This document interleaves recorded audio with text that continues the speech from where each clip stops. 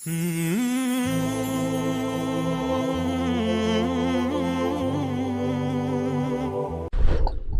اللہ الرحمن الرحیم والصلاة والسلام علی رسولہ الکریم وعلی آلہ وصحبہ اجمعین، اما بعد۔ ایک ہی راستہ شروع سے رسول اللہ صلی اللہ علیہ وسلم تک اللہ تعالیٰ نے اپنایا، اس میں کوئی دوسرا راستہ ہمیں نظر نہیں آتا۔ علماء ہر دور میں تھوڑے ہوتے ہیں، اور اس دور میں اور بھی تھوڑے تھے، ایسے مدارس نہیں تھے، ایسے کھلے عام علم کا نظام نہیں تھا۔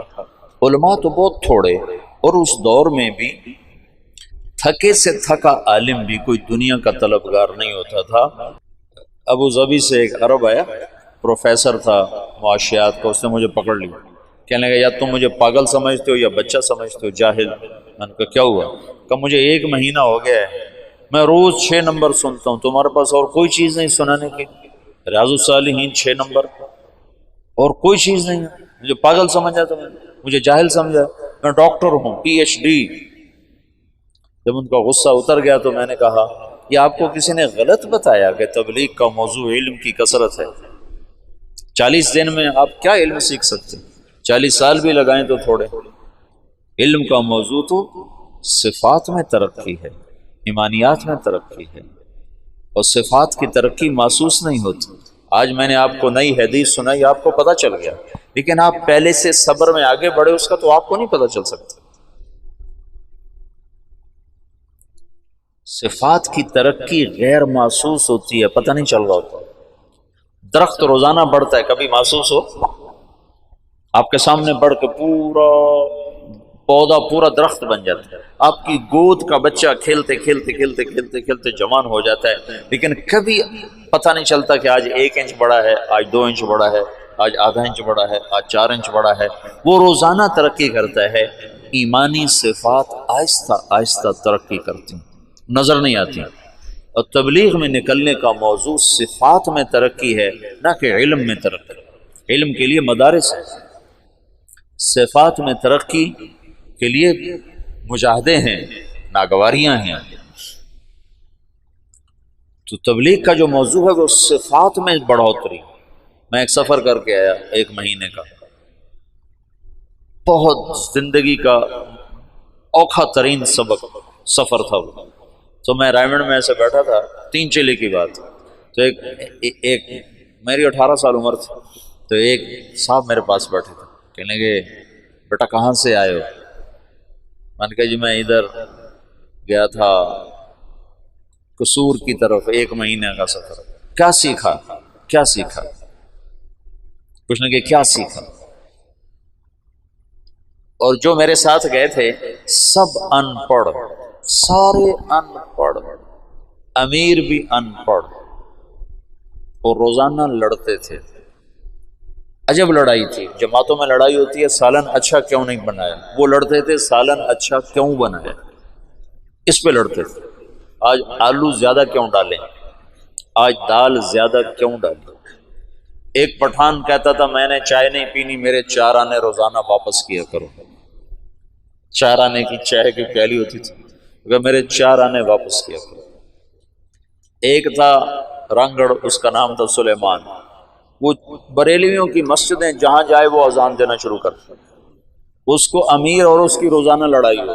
وہ کہے تو نے رائمنڈ میں سونا نہیں تھا، اذان نہیں دینی، مسجد کے کام میں دخل نہیں دینا؟ وہ کہے رائمنڈ والے کو ٹھیکیدار جو اذان دے گا اس کی گردن اونچی ہوگی میں دوں گا۔ اب وہ بسی والوں کی لڑائی ہو گئی، تو نے اذان کیوں دی؟ وہ امیر اس سے لڑے، تو نے اذان کیوں دی؟ اس پہ دونوں کے آپس میں گتھم گتھا۔ ایک دفعہ امیر کی ڈیوٹی لگی کھانا پکانے کی، وہ اس کو کچھ نہیں ملتا ہی کچھ نہیں، سالن نہیں بن سکا، تو اس نے چاولوں میں گڑ ڈال دیا، چلو میٹھے ہو جائیں تو کھائے جائیں۔ تو ایک ڈیرہ اسماعیل خان کا، تو اس نے ڈوئی اٹھا کے جو ماری نا اس کو کہ تو نے میٹھے چاول کیوں بنائے، ہم قرضہ لے کے آئے ہیں، تم نے اتنا پیسہ کیوں خرچ کیا؟ یہ سفر تھا، تو اس میں کیا سیکھ سکتا؟ اور خرچہ کیوں کیا، اتنا خرچہ کیوں کیا؟ اور 1 مہینے کا خرچہ پتہ کتنا تھا؟ کرایہ ملا کر رائمنڈ سے رائمنڈ 27 روپے، 27 مجھے آج تک یاد ہے۔ 1 مہینے کا سفر، اور ہم رائمنڈ سے چلے قصور، قصور سے چلے مائرابو، دیپال پور کی طرف ایک جگہ تھی، وہاں سے پیدل چلے اور کوئی 30 40 50 کلومیٹر کا سفر کر کے ہم دوبارہ قلعہ سوندا سنگھ، وہ دیپال پور کے بالکل ساتھ ایک اڈا آتا ہے، وہاں پہنچے، وہاں سے پھر واپس قصور، قصور سے رائمنڈ۔ اس سارے میں کرایہ شامل تھا، اور کھانا ہم روزانہ خود بناتے تھے۔ پورے سفر میں شاید 1 یا 2 ہماری دعوتیں ہوئیں، اور وہ ہمارا ٹوٹل 27 روپے خرچ آیا تھا، اور اس پر بھی روزانہ لڑائی ہوتی تھی کہ تم نے آج سالن اچھا کیوں بنا۔ وہ عجب سفر تھا۔ تو اس میں سیکھنے کے لحاظ سے تو کچھ بھی نہیں، تمہارا ذہن ہے معلوماتی، تمہیں کوئی نئی نئی چیزیں معلوم ہو تو تم ایسے کر کے بیٹھتے ہو، ایسے کرتے ہو، اور ایک ہی چیز دہرائی جائے تو تم یوں بیٹھتے ہو۔ یہ کیا ایک ہی بات دہرائی جا رہی، ایک ہی بات، یہ تو مجھے پتہ ہے، یہ تو مجھے آتی ہے، یہ تو مجھے معلوم ہے۔ صفات میں ترقی ہوتی ہے اسی صفت کو بار بار سننے سے، اسی کو بار بار بولنے سے۔ علم کی ترقی کے لیے ہے مدرسہ، تبلیغ صفات میں ترقی کا سفر ہے۔ ایمان کو روز سنو تاکہ ایمان بڑھے، نماز کو روز سنو سناؤ تاکہ نماز بڑھے، علم کو روز فضائل کو سنو تاکہ عمل کا شوق پیدا ہو، روز ذکر کرو تاکہ اللہ سے تعلق پیدا ہو، روز اپنے اخلاق سنو سناؤ تاکہ تواضع پیدا ہو، روز اپنی نیت کے بارے میں سنو تاکہ نیت اچھی ہو۔ یہ ایک چیز کو بار بار سنو۔ کہنے لگا آپ نے کیا سیکھا؟ میں نے کہا میں نے اپنی طبیعت کے خلاف رہنا سیکھا۔ یہ مجھے آج تک یاد، 1972 کی بات۔ میں نے کہا میں نے اپنی طبیعت کے خلاف رہنا سیکھا کہ وہ 1 مہینہ میرا 1 منٹ دل نہیں چاہتا تھا ان کے ساتھ وقت گزارنا، کیونکہ میں کالج سے نکلا، میں نے ان کو دیکھا سارے ان پڑھ دیہاتی، تو میرے جی میں آیا یہ مجھے کیا سکھائیں گے، ان سے تو پہلے ہی زیادہ میں جانتا ہوں، معلوماتی ذہن، معلوماتی۔ تبلیغ کا فائدہ ہے صفاتی نہ کہ معلوماتی۔ تم ایک ان پڑھ کی بات بھی دھیان سے سنو گے تو اللہ کی قسم تمہیں بیان کی حلاوت محسوس ہوگی۔ تم سنتے نہیں ہو، صرف بیٹھتے ہو۔ وہ کہنے لگا آپ نے بہت بڑی چیز سیکھی، ماشاءاللہ ماشاءاللہ، آپ نے بہت بڑی چیز سیکھی۔ مجھے نہیں خبر وہ کون تھے، ایسے مہمانوں میں تھے۔ ماشاءاللہ ماشاءاللہ، آپ نے بہت بڑی چیز سیکھی، کہ 1 منٹ کے لیے دل نہیں چاہتا تھا کہ میں ان لوگوں کے ساتھ رہوں، لیکن ساتھ چلا۔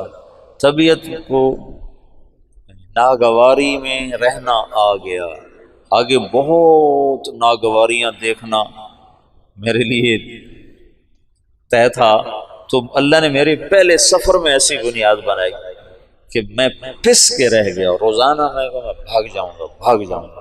ایک دفعہ تو میں نے بستر باندھ لیا، بستر باندھ کے اور اس پر ایسے گھٹنے ٹیک کے اس کو گانٹھ لگا رہا تھا کہ مجھے اپنی حیات یاد، کیفیت یاد۔ یوں میں ایسے تھوڑا سا نیچے ہو کر میں نے اس کو گانٹھ لگائی اور اٹھانے کے لیے جھکا تو ایک دم پھر کوئی طاقت نے مجھے وہاں سے پیچھے ہٹا دیا۔ علم کا موضوع ہے تبلیغ میں تاثر اور عمل کے شوق کا پیدا ہونا۔ پھر جو تبلیغ میں ذکر ہے اس سے مراد مشائخ کا ذکر نہیں، تبلیغ میں ذکر سے مراد وہ ہے جو ساری امت کر سکے، وہ اذکار مسنونہ ہیں۔ اذکار مسنونہ ہی تبلیغ کی دعوت ہیں۔ تبلیغ میں کوئی ایسی دعوت نہیں ہے جس پر امت جمع نہ ہو سکے، اور امت کے جمع ہونے کے لیے صرف تبلیغ کا کام، صرف سنت الرسول ہے۔ اس میں بھی علمی طور پر، فقہی طور پر اختلاف پیدا ہو گئے فروعی درجے میں، تو کہاں اتفاق ہو سکتا ہے بات کے اذکار میں؟ صبح شام کی دعائیں یہ ذکر ہے، اذکار مسنونہ یہ ذکر ہے، موقع کی دعا یہ ذکر ہے، قرآن کی تلاوت یہ ذکر ہے، دعا یہ ذکر ہے، اور اللہ کا دھیان بذات خود ذکر ہے۔ ذکر سے مراد مشائخ کا ذکر نہیں ہے کہ چشتیہ کا اور ہے، نقش بندی کا اور ہے، قادری کا اور ہے، سہروردی کا اور ہے، پھر کوئی اس کو رد کرتا ہے، کوئی اس کو رد کرتا ہے، لیکن مسنون ذکر کو کون تیسرا کلمہ پڑھو بھائی، کون کہے گا کہ یہ غیر اولا ہے اور یہ اولا ہے؟ درود شریف پڑھو، استغفار پڑھو۔ اس میں مولا منظور نعمانی رحمت اللہ علیہ نے لکھا ہے کہ کتنے ظلم و ستم کی بات ہے کہ مشائخ کے ذکر کو ذکر سمجھتے ہیں اور رسول اللہ کے بتائے ہوئے ذکر کو ذکر ہی نہیں سمجھتے، اور مشائخ کا ذکر کرنے کے لیے تو اہتمام سے بیٹھتے ہیں اور رسول اللہ کا ذکر کرنے کے لیے اہتمام نہیں کرتے، حالانکہ مشائخ کے ذکر میں ولایت کا نور ہے اور میرے نبی کے بتائے ہوئے ذکر میں نبوت کا نور ہے۔ کہاں نور نبوت، کہاں نور ولایت، کہاں سورج، کہاں ستارہ؟ ستارہ تو نظر ہی نہیں آتا۔ میں صبح شام کی دعاؤں کا اہتمام کرتا ہوں، جب سے میں نے ادب المفرد پڑھی 1974 سے۔ مولانا نذر الرحمان صاحب نے ارشاد فرمایا کہ بچوں یہ وقت ہے، ابھی یاد کر کے پڑھنا شروع کرو، تمہیں شیطان کہے گا جب فارغ ہو جائیں گے نا پھر یاد کر کے پڑھیں گے، پھر تم ساری زندگی نہ پڑھ سکو گے۔ جیسے کئیوں کو شیطان یہ چکر دے سکتا ہے جب فارغ ہو جائیں گے نا پھر تبلیغ کریں گے، پھر تم تبلیغ سے فارغ ہو جاؤ گے، تبلیغ کے نہیں ہو، نہ علم کے ہوگے نہ تبلیغ کے ہوگے۔ تو میں نے صبح شام کی دعاؤں کا اہتمام شروع کر دیا، لیکن موقع موقع کی دعا میرے ذہن سے ذہول تھا، میں نہیں پڑھا کرتا تھا۔ ہاں باقی تسبیحات کا، تلاوت کا اہتمام تھا۔ جب میں مولانا سعید خان صاحب کی صحبت میں آیا تو میں نے دیکھا کہ وہ شخص چلتا پھرتا ذکر تھا، ہر موقع کی دعا، ہر موقع کی دعا۔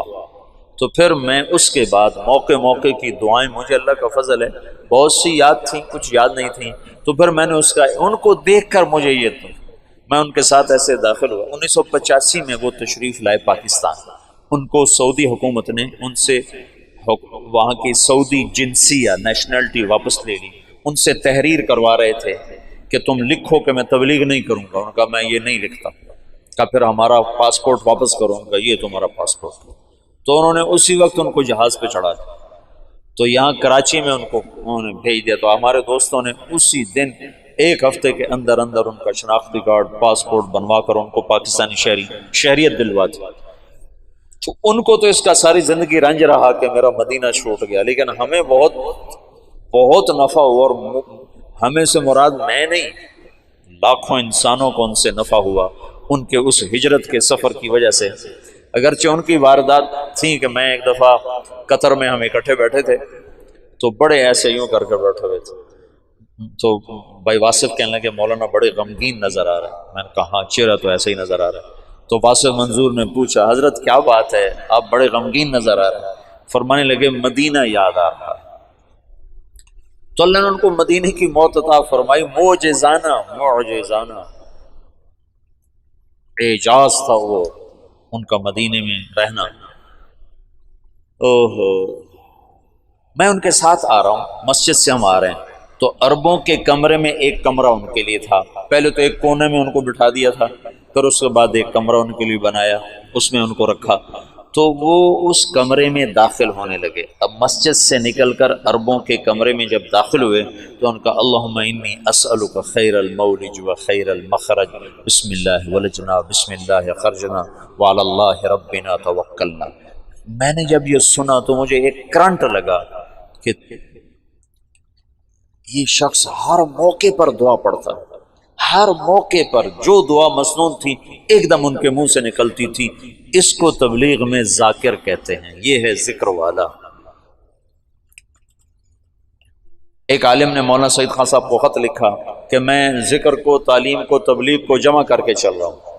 تو مولانا سعید خان صاحب نے اس کا جواب لکھوایا جو میں نے خود پڑھا کہ تبلیغ کے کام کے ساتھ صحابہ والا علم اور ذکر تو جڑ سکتا ہے، بعد کے مشائخ کا علم اور ذکر تبلیغ کے ساتھ نہیں جڑ سکتا، کہ صحابہ کا علم اور ذکر تبلیغ کے ساتھ نقل و حرکت میں تھا، اور بعد کے دور کے علم اور ذکر کا تقاضا بیٹھنے کا ہے اور تبلیغ کا تقاضا چلنے کا ہے، تو ان دونوں میں جوڑ ہو نہیں سکتا۔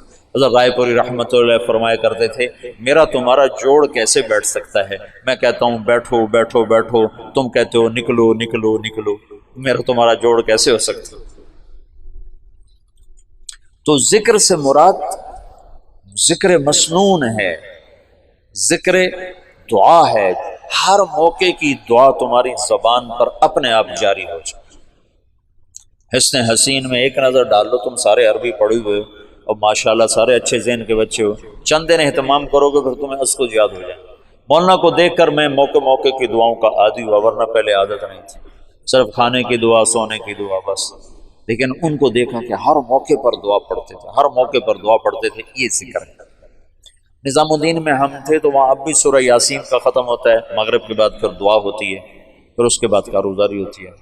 تو میں مولانا کے ساتھ تھا وہاں، نظام الدین بھی رہا، میں کافی عرصہ مولانا کے ساتھ، 1 مہینہ پورا ساتھ رہا۔ تو دعا شروع ہوئی تو میں بھاگ کے گیا، مولانا زبیر صاحب نے دعا کروائی تھی۔ دعا سے فارغ ہو کر میں کمرے میں آیا، میں نے کہا آپ دعا میں نہیں شریک ہو؟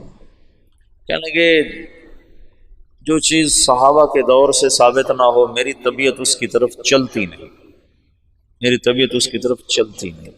یاسین کا ختم، اس کے بعد دعا، یہ مشائخ کا ترتیب تو ضرور ہے تو اس کا انکار نہیں ہے، لیکن میری طبیعت ادھر چلتی ہے جو چیز صحابہ سے ثابت ہے، امت اس پہ جمع ہو سکتی۔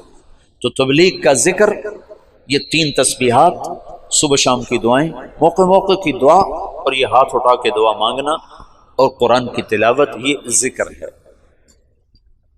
چوتھے نمبر کا منتہا ہے کہ تم برے کے سامنے، برائی کے سامنے، برا کرنے والے کے سامنے صبر کر جاؤ، چپ کر جاؤ، یہ اس کی ابتدا ہے۔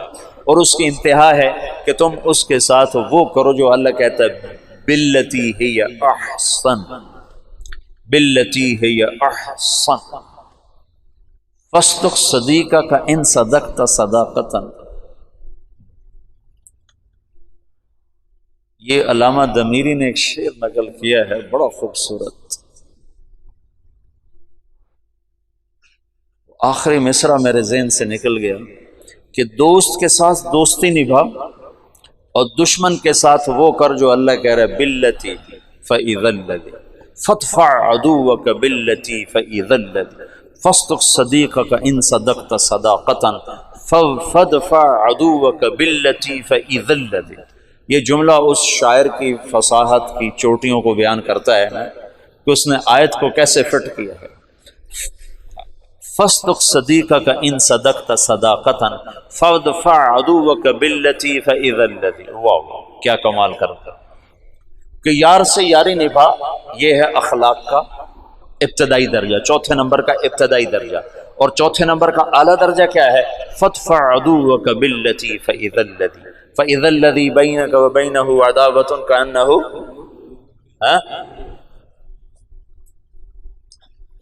چوتھا درجہ ہے وصبر، آخری درجہ ہے وصبر علی ما یقول، علی ما یقول، علی یوں ہے یوں، ما یقولون، ما یقولون، کیا مطلب ہے؟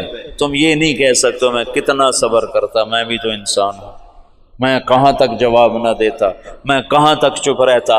تو علی کہتا ہے آخر حد تک چپ، آخر حد تک چپ، علی علی آخری حد تک چپ، آہ نہ کر، چپ ہو جا بس۔ وصبر علی علی، جو بھی آئے، جہاں سے آئے، کیسا ہی زہریلا اور کڑوا آئے،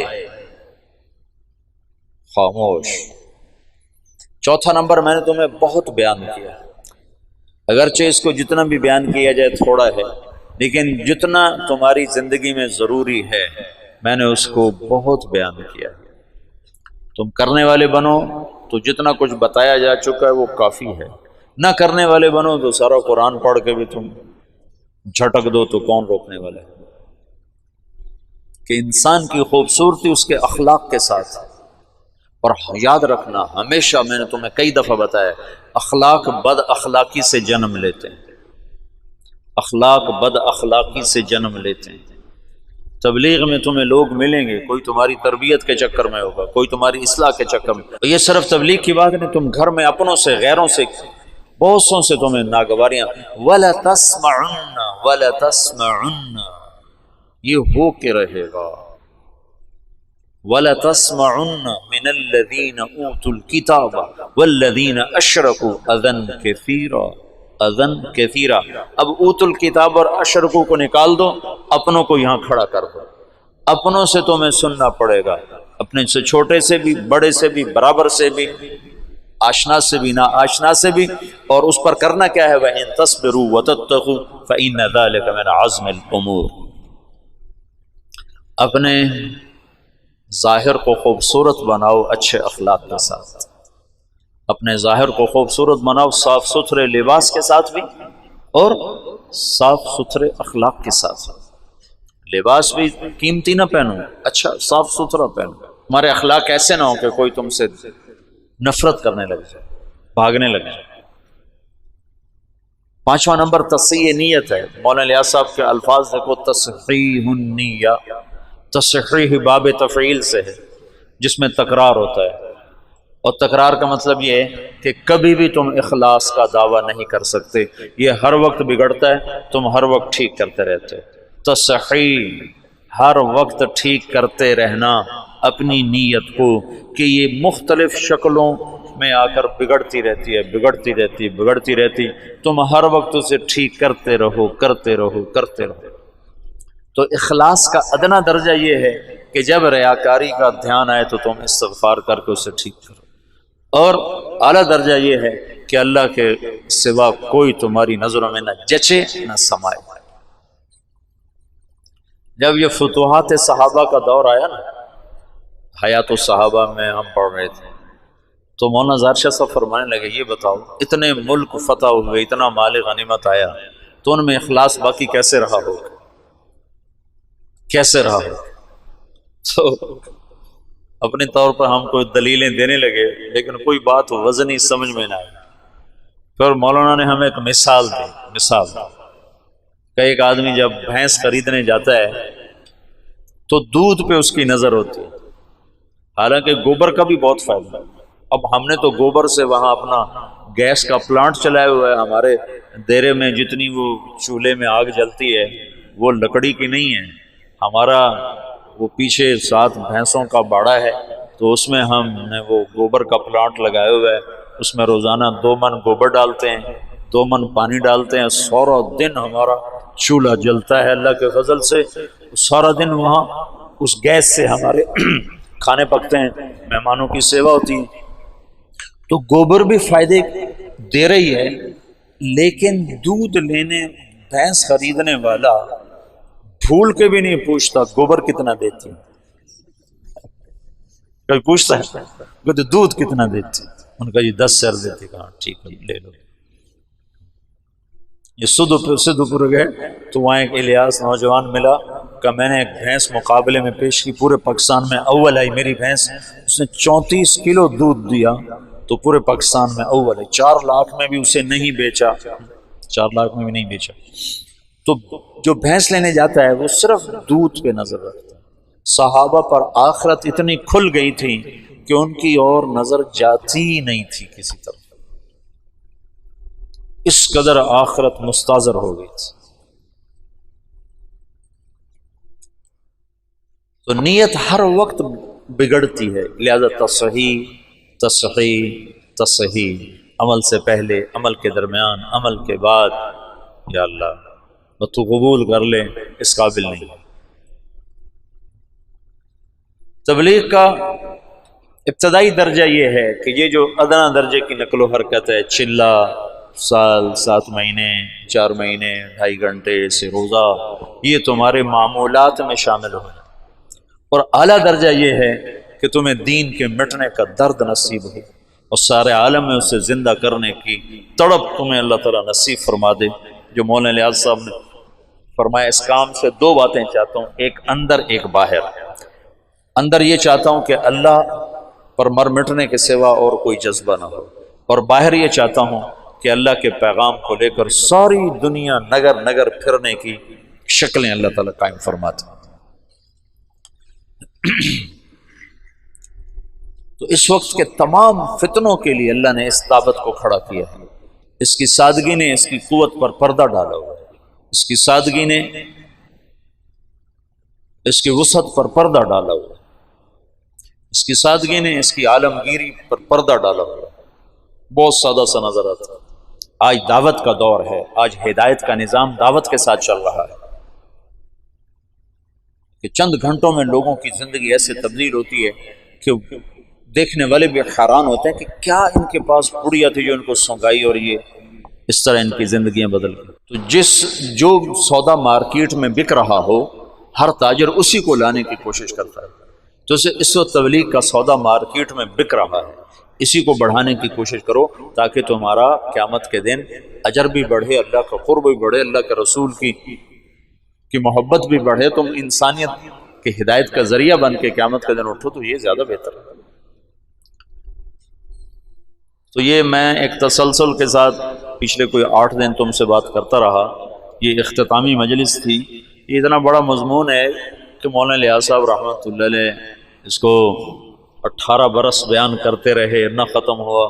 مولانا یوسف صاحب 21 برس بیان کرتے رہے، نہ ختم ہوا۔ مولانا عمر صاحب رحمۃ اللہ علیہ 32 برس اس کو بیان کرتے رہے، نہ ختم ہوا۔ یہ تو نہ ختم ہونے والی چیز ہے، یہ تو بڑا مضمون ہے، میں کتنا بولوں، اس کی کوئی انتہا نہیں ہے، لیکن جتنا ضروری تھا وہ میں نے بتا دیا ہے۔ کرو گے نفع پاؤ گے، نہیں کرو گے فقیرانہ آئے صدا کر چلے، میاں خوش رہو ہم دعا کر چلے۔ ہمارا کام تو صدا لگانا ہے، آگے کوئی لے نہ لے اس کا اپنے مرضی ہے، دامن کھولے یا سمیٹے، دل کے دریچوں کو کھولے یا بند کرے، اس کا اپنا کام ہے۔ لیکن جہاں تک صدا لگانے کا کام ہے تو میں نے اپنی ہمت سے بڑھ کر تم سے بات کی ہے۔ اب آگے کرنا نہ کرنا تمہارے اپنے ظرف کی بات ہے، تمہارے اپنے لینے کی بات ہے۔